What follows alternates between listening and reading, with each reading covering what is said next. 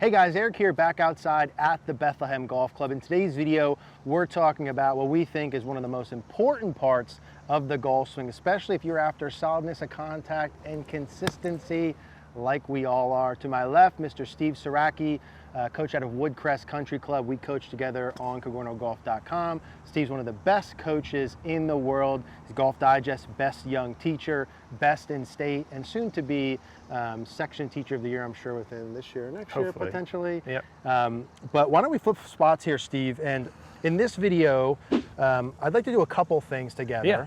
We were talking off camera.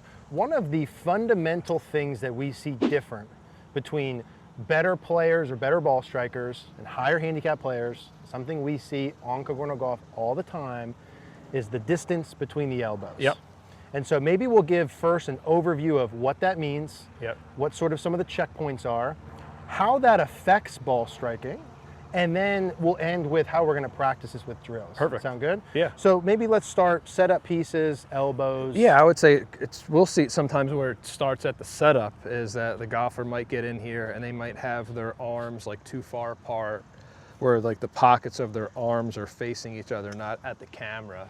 So you already can kind of see that their arms are pulled apart. Sometimes their grip's not on there tight enough, or their hands aren't close enough together. That's like the beginning of it. And then as they're swinging back, you might see that their arms, let's say they were 10 inches apart at the setup. Yep. As they go back, they'll start going like 11, 12, 13. It'll start pulling the arms apart even more. And that's the beginning of the unhinging of the club, the casting, if you want to call it that. What percentage of players whose elbows separate too much in swing have them incorrect at the setup? A large portion. Maybe 80%? Yeah, I would say that's a fair number. It's a large portion. Yeah. There's no doubt. And then you could have the player that has them together pretty good. They could go back pretty good. And then when they start down, their arms will pull apart. And same thing, the club starts unhinging. The low point's too far behind the ball. And they could start coming across the ball or over the top. Yeah, let's dig into some of those, I guess, just for a minute of like, why even is it important that the elbows stay close together?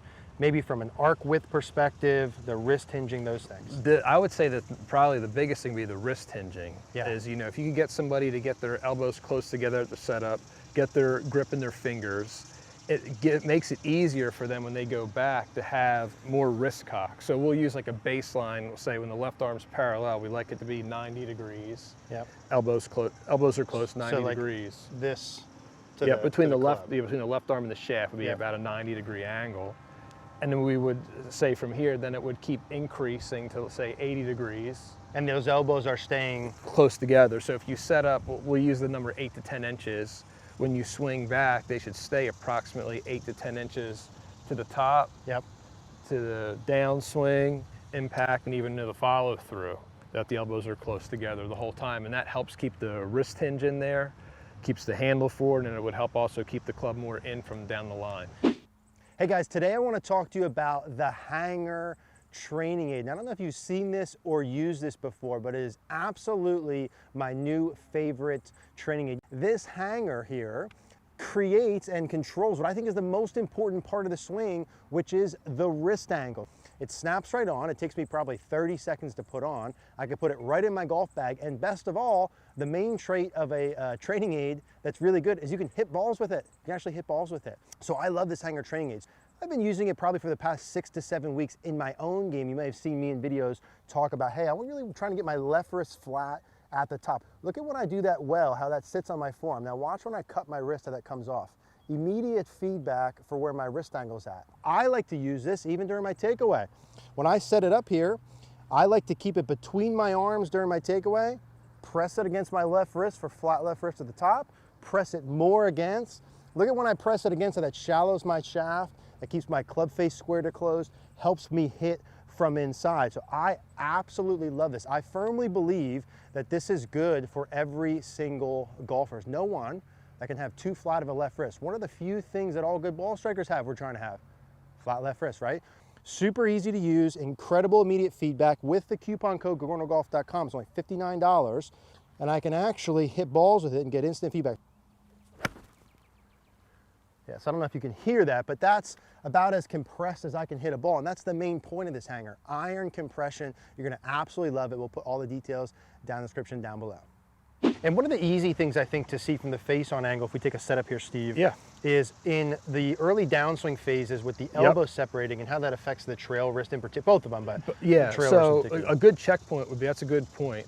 So as you're coming down, by the time the left arm's parallel to the ground in the downswing, you want to see that it would look like one arm from the caddy view, or you would see the tip of your right arm like underneath your left. That's like a good checkpoint, because we'll see the arms would pull apart. There might be like a big space right here. So let's do that one more time, see if you don't mind. Yep. So let's show on the screen a split screen of both sides if we can. Yeah, good way first. So yeah, so just stay here for a second if you can. Yep. So from this side, you'll see how the elbows are closer. As he's doing that, that trail arm would be a little more externally rotated. And then from the face on at that same time, you can see this trail arm even when they're slightly under the lead. Correct. And now let's do the bad So then kind. the arms would pull apart, So notice the when wrist he, would unhinge. yeah. And notice from this angle how that looks like the flying right elbow. Yes. Right? And then from this angle, that puts the arm above. Above, right. And Big that's gap the starting point of this going away. of the right wrist unhinging and the club casting or getting thrown away. And we talked last time about how many people come into the site and they complain about the flip, Yep. but they never mention the arm structure. Yep. And it's like, well, a lot of that starts with, It starts with getting it Setup? loaded, real setup, Yeah. but getting it loaded right going back, keeping your elbows close together going back, having the wrist hinge properly set at the top. That would help eliminate a good portion of that casting coming down. so just to kind of simplify and clarify that, I think what we're saying here is by keeping your elbows closer together, and we'll talk Squeezing about them, this, yeah, squeezing squeezing them, them. that's the starting point that facilitates the wrist hinge, which gives you like the lag, the shaft lean, all those checkpoints From into the the ball. inside, getting the club to come down more from the inside. Yeah, no let's over the show top. that, Steve, one time. Yep. The unhinging and how that affects the plane of the club. So from the down the line view, you get back to the top, and if you have it properly together, elbows say 8 to 10 inches, the wrist hinge is proper, and if you keep that together coming down, and you keep squeezing the elbows together, you see as I'm squeezing them together and bending the right wrist back, that's actually shallowing the club coming down. Yeah. And if you did it poorly, the elbows would pull apart, the wrist would unhinge. That's the beginning of that internal rotation or some casting and rolling, Yeah. and that starts kicking the club out, making it come across the ball from down the line, and then from the front, the left arm and shaft would come into a line too soon. Bottom of the swing's behind the ball. There's so many things we would see on camera where it roots back to the elbow structure, the arm structure, And the wrists. and the wrist, and how Yeah. they affect each other. So I think that's a pretty good in terms of explanation. Yeah. So maybe let's take a little 30-second break, 2-second break, and let's talk about how to practice this. Perfect. Okay, so let's talk about how to practice these feels, especially for someone like me who's, you know, my elbows tend to separate Yeah, a sometimes little bit, too much. no doubt. And then a lot of times I could start to see that in my lead wrist and my trail wrist at the top, sometimes too much cupping, and then coming down.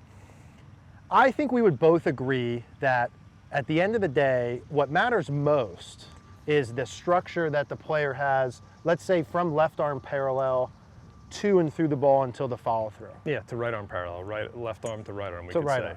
That's like what's most important. So if the elbows do separate before them, we don't care so long as they get back to that. But man, the easiest way to get there would just be have them closer the whole time. Right, so the way to do it, if we were, you know, teaching on a lesson to you. Let's teach me just like setup even. So, the setup, okay. Just the whole deal. So you would have, at the setup, you would feel that your elbows are pinched together just like that, so the pockets of the arms would face towards the camera. And I just want to touch on that, guys, as you're doing this, as I'm squeezing the elbows and getting them closer, that's a natural sort of byproduct of it. But the inner parts of the elbows pointing away makes the elbows closer, pointing towards each other, and naturally makes them farther away. Correct. Okay, so squeeze together at setup. Yep. And then also making sure your hands are tight together and the grip's in the fingers, which you have right there. Okay, so my hands aren't like separated this way. So if you're just gonna, you know, teach somebody right off the street, and be like, okay, squeeze your elbows close together and make your hands close together. That's gonna make it easier to have more wrist hinge going back. So my left hand kind of thumb and my pad, right. the pad right here of your right hand would cover your left thumb. Okay, okay. So I got the setup. Yep. And then what I would do is I'd practice, if someone really had this problem bad, I'd hold a club right here, about, say, parallel to the ground, and I want you to swing back to where your left arm's parallel, have the elbows close and have the wrist hinge to 90. And we would just stop right here and start punching balls out. Okay. And the reason putting the shaft here is it's going to limit your backswing. Because if you can go to P3 or left arm parallel to the ground and have it at 90 and stop here and start hitting, that's going to keep the wrist angles in coming down. What we'll see happen is as they swing back, they could have it pretty good, but then as they swing back, there's more time and more space for the arms to pull apart and the wrist to unhinge. Especially if they don't have the body motions working. Right, Yeah, so okay. we would put this club right here. Just to start with. Yep, and I'd have you swing back to where your left arm and shaft's about 90 degrees, and then just start punching the balls out. And that's gonna help. Even if you mishit that ball, even if the golfer mishit it, that would at least help get the elbows close and have pretty good, some. I thought. Yeah, it was great. Okay. And have some wrist hinge coming down. Yeah, like the starting point. Yeah, yeah. So as I'm doing that, and I'll say too, because my elbows, I tend to go that way, like we said.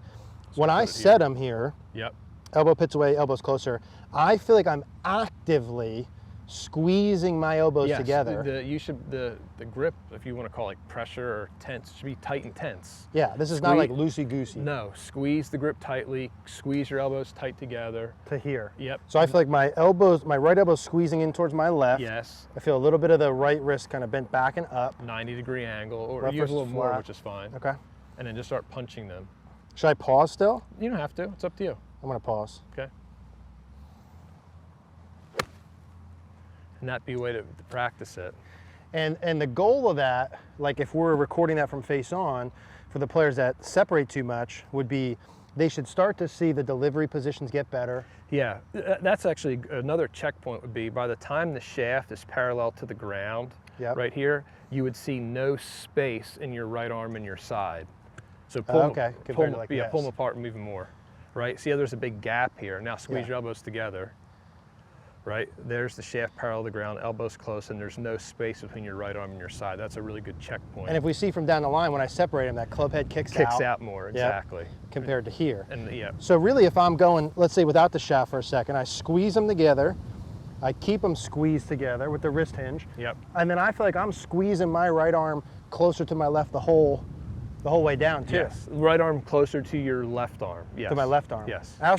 I get a sensation when I do it that my right arm's a little more under my left as well. And that's what helps keep the club more in coming down. Okay, let's do one more. So elbows closer, keep them closer with wrist hinge, keep squeezing them closer. And then I'm keeping them squeezed all the way to arms parallel. Yes. Okay. Yeah, basically just a punch swing. You're going left arm parallel to right arm parallel, just isolating the wrist and the elbows in this drill. I got a little excited there, Steve. Solid. Yeah, but that was longer. solid. It was all right. Very solid. If I'm doing that and I'm practicing, I think the main point, the take home is squeeze the elbows together. Yes. Now, tour striker ball. Yep. Right, so we were talking before a little bit about how to practice. Personally, the best thing I've ever found for this is this tour striker smart ball. It doesn't matter if these are a tour striker ball. You can get a ball from a local sporting goods store. Yeah, as long as you have something in between your arms to just help you facilitate the squeezing, it's going to be good. And for me, when I do this, and if you're someone whose elbows come apart, to me this feels super restrictive. Shorter than normal. Yep. But man, when I look on camera, it fixes 27 faults. Yeah, it fixes a lot of things. There's no doubt. So if I had this in, Steve, I'm putting it just underneath my elbows. Yep. I'm squeezing my elbows. And it should stay in there the entire time. And I'm just kind of going arms parallel. Correct. I won't go so fast this time. Yep.